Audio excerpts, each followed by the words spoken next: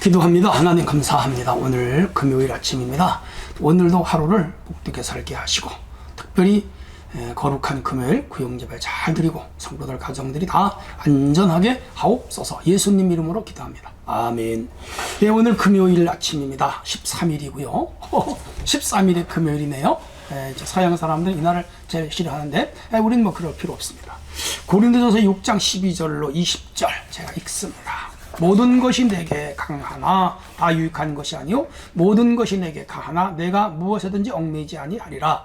음식은 배를 위하여 있고 배는 음식을 위하여 있으나 하나님은 이것저것을 다 패하시리라. 몸은 음란을 위하여 있지 않고 오직 주를 위하여 있으며 주는 몸을 위하여 계시느니라. 하나님이 주를 다시 살리셨고 또한 그의 권능으로 우리를 다시 살리시리라. 너희 몸이 그리스도의 지체인 줄 알지 못하느냐? 내가 그리스도의 지체를 가지고 장녀의 지체를 만들겠느냐? 결코 그럴 수 없느니라. 장녀와 합하는 자는 그와 한 몸인 줄 알지 못하느냐? 일렀으되 둘이 한 육체가 된다 하셨나니 주와 합하는 자는 한 영이니라. 음행을 피하라. 사람이 범하는 죄마다 몸 밖에 있거니와 음행하는 자는 자기 몸의 죄를 범하는 것이니라. 너희 몸은 너희가 하나님으로부터 받은 바 너희 가운데 계신 성령의 전유를 알지 못하느냐? 너희는 너희 자신을 것이 아니니라. 값으로 산 것이 되었으니 그런즉 너희 몸으로 하나님께 영광을 돌리라. 아멘. 네, 오늘은 주제가요, 성령이 거하시는 몸 하나님 영광의 통로. 맞아요. 고린도서 3장 16절에도 우리가 하나님의 전이다 그렇게 말씀을 하고 있고요. 오늘 여기 본문에서도 우리 몸은 거룩한 하나님의 성전이다 19절에 그렇게 말씀을 하고 있습니다. 우선 12절로 14절을 보시면 주님을 위한 몸으로서의 우리 몸, 우리 육체를 어떻게 잘 이렇게 다스리고 또 관리할까, 또 우리에게 주신 이 성을 어떻게 관리할까, 이런 것들을 여기서 가르치고 있습니다. 왜 이런 말씀이 나왔을까요? 고린도 교회는요, 헬라의 영향을 받았습니다. 거기 헬라 지역이잖아요. 그러니까 헬라는 이원론적 사상을 가지고 있고요. 이것이 발전한 것이 영지주의 그노스티키즘입니다. 그게 뭐냐 하면 영, 하늘나라, 천사, 4차원의 세계 이런 건 다 귀하고 고결하고 성결해서 아주 귀하게 여겨지지만 이 몸은 이 세상에 있는 존재로서 이 자연 세계의 것과 같다. 그래서 가축들은 뭐 가축끼리 막 서로 교미하고 그러잖아요. 마찬가지로 인간의 몸은 어차피 썩어질 것이기 때문에 쾌락을 즐겨도 좋고 향락을 즐겨도 좋고 또 이 성적으로 다른 사람과 막 함부로 이렇게 관계를 가져도 괜찮다라는 사상이 헬라의 사상입니다. 그러다 보니까 교회 안에 교인들 중에 매춘을 업으로 하는 사람이 있었어요. 창기들, 창녀들, 또 남창들이 교회 안에 있었고, 또 그 사회 문화가 그랬어요. 고린도에 그 높은 산이 하나 있고 거기 신전이 있었는데 거기서는 이 남색과 또 창녀, 창남 창녀들이 수천 명 있었어요. 그러니까 그 사회 문화가 그렇다 보니까 교인들도 이런 문제에 대해서는 심각하게 생각을 하지 않아서 교회 안에까지 매춘업을 하는 교인들이 들어와 있었습니다. 자, 이게 문제가 됐죠. 그래서 바울 사도가 교통정리해 주는 겁니다. 우선 12절 모든 것이 내게 가하나 유익한 것이 아니요 모든 것이 가하나 무엇이든지 얽매이지 아니하라.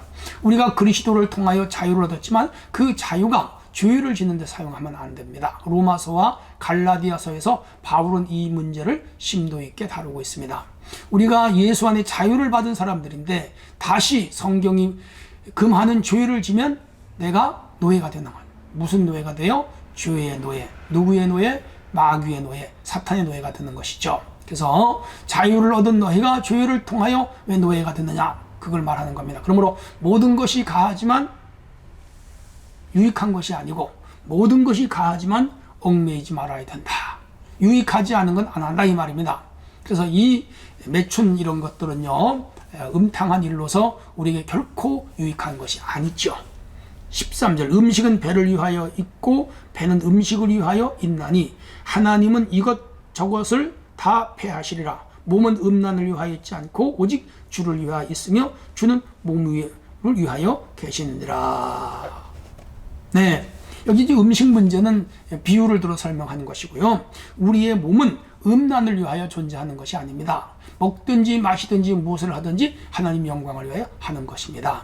짐승세계의 이 성문화라고 하는 것은 짝짓기를 통하여 종족 번식을 하고요. 그리고 그들에게는 이성과 윤리와 도덕이 없기 때문에 힘이 센 순놈하고 암놈들이 새끼를 낳고요. 또 힘이 센 놈이 그 암놈들을 차지하여 새끼를 낳습니다. 왜? 그 유전 법칙의 하나의 공학이에요.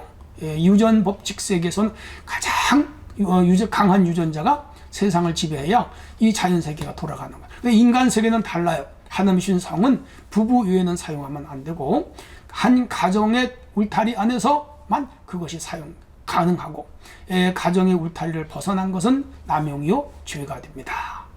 그걸 성경이 가르치는. 그래서 7계명에 간음하지 말라 그렇게 가르친 거예요. 14절 하나님이 주를 다시 살리셨고 또한 그의 권능으로 우리를 다시 살리시리라. 이게 뭐예요? 예수님이 그 몸으로 부활했고 우리도 이 몸으로 부활할 몸이에요.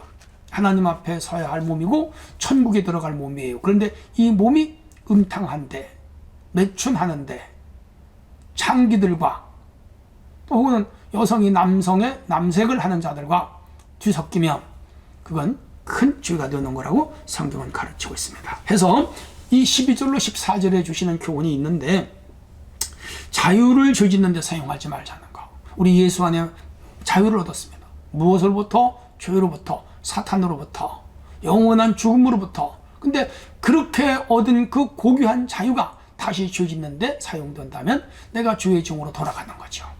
그러므로 이 자유를 죄짓는 일에 절대로 사용하면 안 됩니다. 위에서 말씀드린 대로 기독교의 성윤리는 부부 윤리 외에는 없습니다. 일부 일처 제도가 기독교의 제도예요. 물론 자기의 배우자가 사별을 하거나 뭐 요즘은 이혼도 하니까 법적으로 그래서 다시 결혼하는 건 문제가 되질 않아요.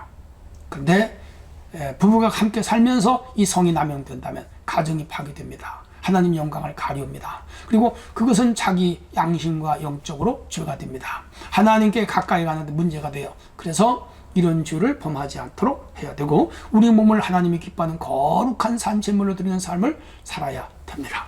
자, 한편 15절로 20절의 내용은 몸은 주님의 것이라고 가르칩니다. 15절 너희 몸이 그리스도의 지체인 줄 알지 못하느냐. 그럼요. 교회의 우리 머리는 그리스도고 우리 몸은 주의 지체예요. 그걸 항상 잊으면 안 됩니다. 그런데 그리스도의 지체를 가지고 창녀의 지체를 만들겠느냐? 그럴 수 없느니라. 우리가 믿는 사람의 직업 중에 이런 매춘 직업까지는 안 됩니다. 참 잘 모르겠어요. 호스티스라든지 이런 것들 있잖아요. 가서 술 팔고 몸 팔고 남성들 접대하고 이런 직업은 우리 믿는 사람들로서는 거리를 두어야 돼요. 금해야 돼요. 또 이런 직업을 가지고 사는 분이 꼭 있다면 돌이켜서 건전한 직업을 가지고 살도록 해야 됩니다. 16절 창녀와 합하는 자는 그와 한 몸인 줄 알지 못하느냐. 그렇죠. 둘이 한 육체가 된다 하셨다. 그럼요.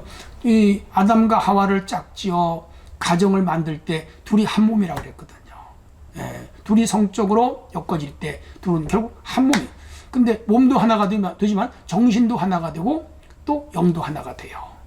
그런데 그 자기 아내와 가정이 있는데 또 다른 이성과 만날 경우에 그 정신이 분열이 됩니다. 또 몸이 더럽혀지는 겁니다. 그리고 그 영이 하나님과 교통이 안 되는 겁니다. 하나님과 끊어지는 거죠. 이런 죄는 짓지 말라는 거죠. 17절 주와 합하는 자는 한 영이니라. 우리가 성령을 받았을 때 주와 합하여 주의 영이 내 안에 내 영이 주 안에 있는 하나. 이때는 무엇이든지 원하는 대로 구하라 그랬잖아요. 이게 중요한 영적 신비한 법칙이에요.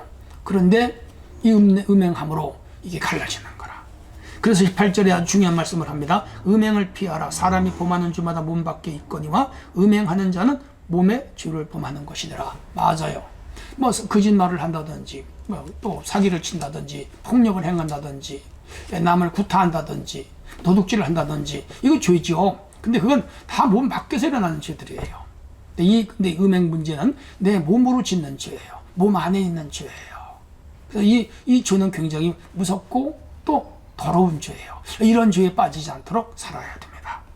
19절 너희 몸은 너희가 하나님으로 받은 바 너희 가운데 계신 성령의 전인 줄 알지 못하느냐. 이 몸은 단순하게 고깃덩어리가 아니에요. 지정의의 인격을 가진 존재인과 동시에 내 안에 뭐가 계세요? 성령이 와서 계셔요. 그러니까 내가 성령이 계시는 하우스, 집이에요. 근데 내가 이 몸으로 죄를 지면 무슨 문제가 돼요? 성령을 범하는, 성령을 모욕하는 죄가 되는 거라. 무서운 거죠. 이런 죄만 지면 안 되는 거라. 그래서 20절에 값으로 산 것이니 그런즉 너희 몸으로 하나님께 영광을. 이 값으로 샀다는 말은 뭐예요? 예수님이 내 죄를 위하여 내 대신 죽었어요. 내 몸값을 주님이 대신 지불한 거라. 엄청난 지불이에요. 그렇게 해서 내가 구원을 받았는데 이 몸을 다시 죄 짓는 데 사용한다? 그건 하나님 모욕하는 것이죠. 예수님의 구속사역을 모욕하는 것이죠. 이런 죄를 지면 안 되겠죠. 자, 교훈이 있습니다. 고린도 교회에 맺힌 음행하는 자들을 지금 책망하고 있습니다. 우리가 수많은 직업이 있는데 이런 죄 짓는 직업을 갖지 않도록 살아야 됩니다. 음행은 몸 안에 있고 다른 죄는 몸 밖에 있습니다. 그러므로 이런 죄는 내 정신세계를 파괴하고 가정을 파괴하고 관계를 파괴하고 영을 파괴하는 일로서 무서운 일이죠. 이런 죄에 빠지지 않도록 살아야 됩니다. 자, 끝까지 우리 몸은 주님의 전임으로 순결과 성결과 거룩함을 지키는 것. 이게 오늘 주께서 우리에게 가르치는 교훈입니다. 오늘 하루도 복되시기를 바랍니다. 하나님 감사합니다. 오늘도 주신 말씀을 이어잡고 승리 하루가 되게 하옵소서. 예수님 이름으로 기도합니다. 아멘.